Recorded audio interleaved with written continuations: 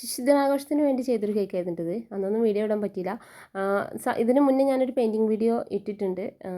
വിശദമായിട്ട് വേണമെങ്കിൽ അത് കണ്ടു നോക്കുക. നമ്മുടെ ചാനലിൽ തന്നെ ഉണ്ട്. അതേ രീതിയിൽ തന്നെയാണ് ചെയ്തിരിക്കുന്നത്. ബ്ലൂ വൈറ്റ് ഗ്രീൻ കോമ്പിനേഷനിൽ ചെയ്തു.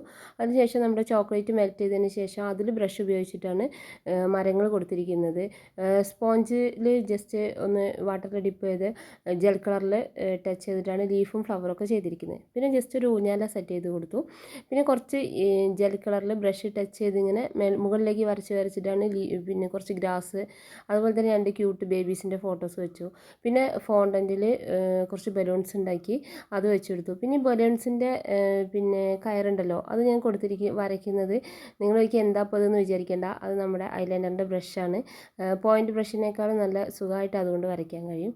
അപ്പോൾ എങ്ങനെയാണ് ഇഷ്ടമെങ്കിൽ എല്ലാവരും ലൈക്ക് ചെയ്യുക, ഷെയർ ചെയ്യുക, സബ്സ്ക്രൈബ് ചെയ്ത് കാണുന്ന പുതിയൊരു വീഡിയോ ആയിട്ട് വീണ്ടും കാണാം.